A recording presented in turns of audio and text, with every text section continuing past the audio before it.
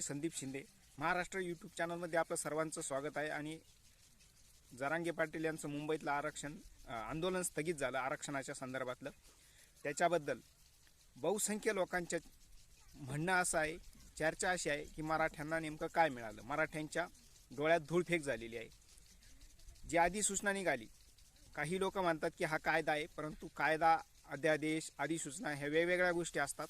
तर ही मुळात अधिसूचना आहे, ती एका सचिवाच्या सैनी निघाली आहे, भांगे म्हणून. मुळात हा कायदा नाही. काही लोक सांगत आहे की हा कायदा आहे, परंतु ही फक्त एक अधिसूचना आहे, एक नोटिफिकेशन आहे, एक मसुदा आहे. कशा संदर्भातला?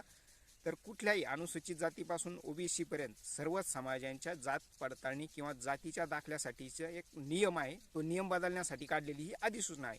त्याच्याबद्दल 16 तारखेपर्यंत सर्वांना किंवा जनतेला ज्यांना ऑब्जेक्शन आहे, ज्यांना काही सूचना करायच्या आहे, ज्यांना काही हरकती आहे, त्या 16 फेब्रुवारीपर्यंत द्यायच्या आहे. तर याच्यात मुळात काय सांगितलेलं आहे की पितृसत्ताक संबंध असणाऱ्या व्यक्तीला जातीचा दाखला मिळेल. आणखी दुसरा शब्द घातलेला आहे सजातीय. सजातीय म्हणजे एकाच जातीचे. सरकारी भाषेत जर कुणबी असेल, ह्या व्यक्ती जी दुसऱ्या व्यक्तीला शपथपत्र देणार आहे, ती समोरची व्यक्ती पण कुणबीच पाहिजे, तर तो दाखला किंवा ती जात सजातीय धरली जाणार. एक व्यक्ती म्हणजे एक नातेवाईक, एक सागा सोयरा हा दुसऱ्या व्यक्तीला, जर तो स्वतः कुणबी असेल आणि दुसऱ्या व्यक्तीला ज्याचा दाखला, ज्याची जात ही मराठा असेल, त्याला जर जो दाखला देत असेल किंवा शपथपत्र देत असेल, तर ती सर्वथा चुकीची आहे. ती सजातीय नाही, ते विजातीय आहे. कारण सरकारने आत्तापर्यंत कधीच, कुठल्याही सरकारने किंवा महाराष्ट्र शासनाने किंवा भारत सरकारने मराठा आणि कुणबी हे एकच आहेत असा कुठलाही कायदा बनवलेला नाही, असा कुठलाही नियम नाही. त्याच्यामुळं कुणबी आणि मराठा हे सजातीय कायद्याच्या भाषेत होऊ शकत नाही. तसे चालीरीती, परंपरा, समाज ह्या भाषेत किंवा ह्या व्यवस्थेत मराठा आणि कुणबी एकच आहेत, परंतु कायद्याच्या भाषेत कुणबी आणि मराठा एकच नाही, म्हणून ते सजातीय नाही. आता सगळे सोयरे हा जो विषय सांगितलेला आहे, हा मुळात कन्फ्युजन करणार आहे. सगळे सोयरेची कुठलीही व्याख्या याच्यात करण्यात आलेली नाही आहे. त्याच्यामुळं ही जी नोटिफिकेशन काढलेली आहे, ही वास्तविक आंतरवाली सराटीतून सुद्धा सरकारला सूचना करून निघाली असती, परंतु एवढा सगळा लावाजमा मुंबईत नेऊन, वाशीमध्ये नेऊन आपल्या हातात काय मिळालं? तर काहीच मिळालं नाही. सपशेल धूळफेक झालेली आहे. लोकांना ह्या गोष्टींची शंका आहे की सरकारने जे माणसं जरांगे पाटलांबरोबर उभे केलेले होते, म्हणजे त्याच्यात मी स्पष्टपणे नाव घेऊन सांगतो की बाळासाहेब सराटे. बाळासाहेब सराटे ही सरकारला पोषक भूमिका घेणारे व्यक्ती आहेत. मागे जे मराठा क्रांती मोर्चे निघाले होते, त्याच्यात पण यांनी मराठ्यांची बाजू घेण्याच्या ऐवजी सरकारची बाजू घेतली, सरकारला स्पेस दिला, सरकारच्या बाजूने सॉफ्ट कॉर्नर घेतला. आणि ह्या आंदोलनात सुद्धा बाळासाहेब सराटे ही व्यक्ती सरकारचं गुणगान गात होती, सरकारच्या बाजूनं बोलणी करत. वास्तविक ते उभे होते जरांगे पाटलांच्या बाजूने, परंतु ते भूमिका मात्र सरकारची मांडत होते, सरकारला पोषक भूमिका घेत होते. जसं की पुणतांब्याचं जे शेतकरी आंदोलन झालं होतं 2017-18 मध्ये, त्या आंदोलनामध्ये संदीप गिड्डे नावाचा व्यक्ती होता. हा व्यक्ती मुळात भाजपचा होता, परंतु हा व्यक्ती त्या आंदोलनात घुसला. आणि दुसरा व्यक्ती होता धनंजय जाधव. धनंजय जाधव हा मुळात भाजपचा व्यक्ती होता आणि हा सुद्धा त्या आंदोलनात घुसलेला होता, किंवा तो स्थानिक असल्यामुळं पुणतांब्यातला, तो सुद्धा त्या आंदोलनात सहभागी होता. परंतु ज्यावेळेस आंदोलन शिगेला पोचलं, टिपेला गेलं, त्यावेळेस सरकारबरोबर चर्चा करण्याची वेळ आल्यानंतर ह्या दोन व्यक्ती, संदीप गिड्डे आणि धनंजय जाधव, त्याच्यानंतर सूर्यवंशी म्हणून संभाजीनगरचा एक व्यक्ती आहे, हे भाजपला पोषक असणारे किंवा भाजपचेच प्रत्यक्ष, आज तुम्ही त्यांच्या फेसबुक प्रोफाईलवर जाऊन बघा, ट्विटर प्रोफाईलवर जाऊन बघा, हे स्पष्टपणे भाजपचे कार्यकर्ते आहेत, भाजपचे सदस्य आहेत. त्यावेळेस यांनी फक्त तेवढ्या काळापुरता आपली प्रोफाईल एडिट करून एक शेतकरी, फार्मर असे आपल्यापुढं नावं लावले होते. परंतु आत्ता प्रत्यक्षात जाऊन बघितलं तर हे भाजपचे कार्यकर्ते आहेत. यांनी त्यावेळेस असंच शेतकरी आंदोलन संपवलं होतं. हे परस्पर शेतकऱ्यांच्या विरहित, शेतकऱ्यांच्या शिवाय पुणतांब्याच्या आंदोलनाच्या वेळेस परस्पर तिकडं मुंबईला जाऊन यांनी शेतकरी म्हणून, पुणतांब्याचे शेतकरी म्हणून, पुणतांब्याच्या आंदोलनात शेतकरी म्हणून सरकारबरोबर चर्चा केली आणि हे आंदोलन संपवलं होतं. अशा प्रकारे बाळासाहेब सराटे सारखा आणि आणखी काही व्यक्ती ह्या आंदोलनात होते, जे मनोज जरांगे पाटील यांच्या बाजूनं दिसत होते, परंतु प्रत्यक्षात ते बाजू घेत होते की सरकारची. मनोज जरांगे यांचा हेतू वास्तविक प्रामाणिक होता, त्यांची कळकळ प्रामाणिक होती, परंतु त्यांच्याही बरोबर जे काही व्यक्ती होती त्यांचा हेतू मात्र मराठ्यांचा घात करणारे होते, सरकारची बाजू घेणार होते. यांना फक्त आंदोलन संपवायचं होतं, आंदोलन मोडीत काढायचं होतं.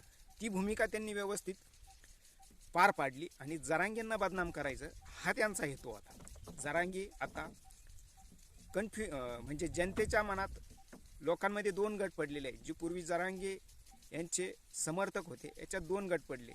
काही गोंधळात आहे की मराठ्यांना कुठं काय मिळालं, काही गोंधळात आहे की मराठ्यांना मिळालं. सगळे सोयरे सजातीय पितृसत्ताक ह्या गोष्टी घातल्यामुळं, परंतु ह्या गोष्टी स्पष्टपणे मराठ्यांना भ्रमनिरास करणारे आहे, मराठ्यांच्या डोळ्यात धूळफेक करणारे आहे. पूर्वीचीच पद्धतीनं पितृसत्ताक आणि सजातीय ह्या गोष्टी पूर्वीच्या कायद्यात पण होत्या, त्याच पद्धतीनं जातीचे दाखले मिळत होते. म्हणजे मराठ्यांना फक्त काय दिलं की नव्या बाटली जुनी दारू, असा जो गावाकडं म्हणण्याचा प्रघात आहे, जी म्हण आहे, तेवढंच फक्त त्या नोटिफिकेशनमधून मिळालं. फक्त ह्या मोर्चातून, ह्या आंदोलनातून, म्हणजे जे मराठी आंतरवाली सराटीतून निघाले आणि मुंबईपर्यंत गेले, याच्यातून मराठ्यांचा फायदा झाला का? तर संबंध मराठ्यांचा फायदा नाही झाला, पण एका मराठ्याचा झाला, आणि तो मराठा म्हणजे एकनाथ शिंदे. यांची प्रतिमा महाराष्ट्राचे मुख्यमंत्री यांची प्रतिमा फक्त उजळून निघाली. याच्यापेक्षा वेगळं याच्यात काही झालेलं नाही. कुणबी मराठा, कारण कुणबी आणि मराठा हे सजातीय नाही अशी स्पष्टपणे कायद्यात व्याख्या आहे, किंवा सरकारने येणाऱ्या 16 फेब्रुवारीला ज्या कायदा काय केला जाणार आहे असं सरकार सांगतं, त्याच्यात सरकारने स्पष्टपणे सांगावं की कुणबी आणि मराठा हे सजातीय आहेत, कुणबी आणि मराठा हे समान शब्द आहेत, कुणबी म्हणजेच मराठा असं समजण्यात यावं. असा कायदा जर सरकारने केला तर ह्या नोटिफिकेशनचा फायदा होईल, परंतु सरकार असं करणार नाही आणि ओबीसींचा रोष घेणार नाही. त्याच्यानंतर भविष्याचं, आता ह्या आंदोलनाचं भविष्य काय, तर आता याच्यात येणारा काळच ठरवेल. कारण जो कायदा होणार आहे याच्यातून स्पष्ट होईल की मराठ्यांना काय मिळालं. आज तरी मराठ्यांना काहीच मिळालेलं नाही. ही अधिसूचना वास्तविक आंतरवाली सराटीतून पण सरकारकडे मागणी केली असती तर निघाली असती, पण तिथपर्यंत जाऊन फक्त एवढीच अधिसूचना निघाली. हे मोठं अपयश आहे या आंदोलनाचं. कायम असं म्हटलं जातं की मराठीत लढाई युद्धात जिंकतात पण तहात हारतात, तसाच एकूण हा सगळा प्रकार झालेला आहे. आता सरकारने वास्तविक काय केलेलं आहे? फडणवीस सरकार किंवा भाजप सरकार आणि RSS यांचा आरक्षणाला स्पष्टपणे विरोध आहे. आरक्षणाचे ते विरोधी आहे, कारण त्यांचा जो पक्ष आहे, त्यांची जी संघटना आहे RSS वगैरे, हे मुळात एका विशिष्ट जातवर्गाचं प्रतिनिधित्व करतात. सर्व टॉपचे किंवा उच्च जे मोठे मोठे पद असतात हे यांच्या एका उच्चवर्णीय समाजाकडेच आहे. म्हणजे स्पष्टपणे सांगायचं तर ब्राह्मण समाजाकडे आहे आणि त्यांचा आरक्षणाला विरोध आहे.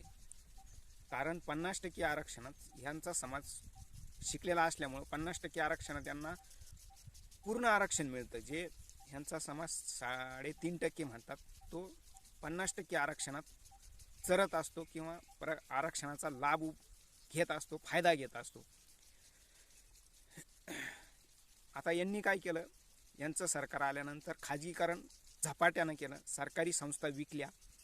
त्याच्यानंतर ज्या शैक्षणिक संस्था आहेत त्याच्यातून ओबीसी आणि इतर समाजाला, SC ST असेल किंवा अन्य कुठल्याही NT VJNT असतील, यांना ज्या शिष्यवृत्त्या देण्याचा पूर्वीच्या सरकारचा जो नियम होता, कायदा होता, यांनी सरकारच्या आर्थिक स्थितीचं कारण दाखवून ह्या शिष्यवृत्त्या पूर्णपणे बंद केलेल्या आहे, किंवा त्या शिष्यवृत्त्या 2-2, 4-4 वर्ष मिळत नाही आणि त्या कमी प्रमाणात मिळतात, काहींना मिळतात, काहींना मिळत नाही. असं करून त्यांचा असा प्रयत्न आहे की असा घाट त्यांनी घातलेला आहे की हळूहळू ह्या शिष्यवृत्त्या बंद करायच्या.